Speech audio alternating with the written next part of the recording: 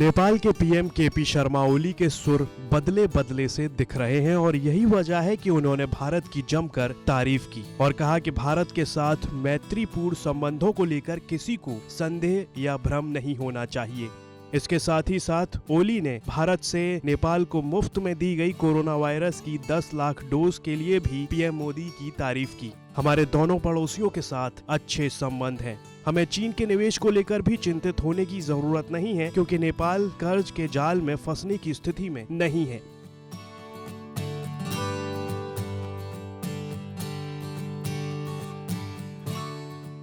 दरअसल नेपाल में चीन के बढ़ रहे निवेश और भारत की चिंताओं को लेकर जब पीएम ओली से सवाल किया गया तब ओली ने जवाब में कहा कि भारत और नेपाल के मैत्रीपूर्ण संबंधों के बारे में कोई संदेह या भ्रम नहीं होना चाहिए। अगर चीन की बात की जाए तो हमारे दोनों पड़ोसियों के साथ बहुत ही अच्छे संबंध हैं। दोनों पड़ोसी समान रूप से हमारे करीब हैं। चीन से निवेश की बात करें तो भारत और चीन दोनों के नेपाल में निवेश हैं। हम पड़ोसी देशों के अलावा दूसरे देशों से भी निवेश का स्वागत करते हैं।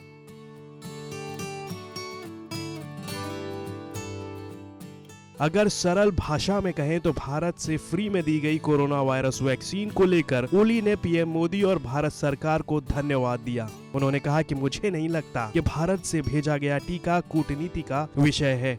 भारत ने एक मित्रवत पड़ोसी के रूप में हमारे लिए 1 लाख वैक्सीन की खुराक को दान में दिया है। हमें भारत से वैक्सीन की दूसरी खेप भी मिली है। ये हमारे लिए एक बड़ा समर्थन है। ये दोस्ती की बात है। हम भारतीय सरकार और भारत के लोगों को धन्यवाद देते हैं। कोरोना के खिलाफ लड़ाई के दौरान दिखाई देने वाले दोस्ताना संबंध दूसरों के लिए उत्साहजनक हैं कि दो पड़ोसी एक साथ महामारी के खिलाफ कैसे काम कर सकते हैं। तो वहीं चीन जिस तरह से नेपाल में निवेश किए जा रहा है उसे लेकर सारी शंकाओं को खारिज करते हुए ओली ने कहा कि मुझे नहीं लगता कि इसके कारण हमारा देश अस्थिर हो सकता है।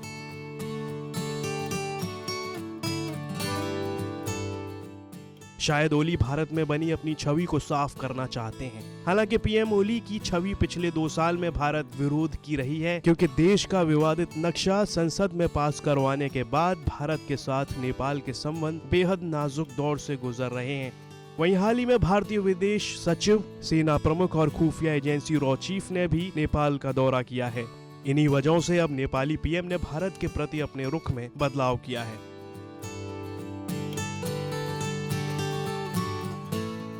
ब्यूरो रिपोर्ट, भारत तक।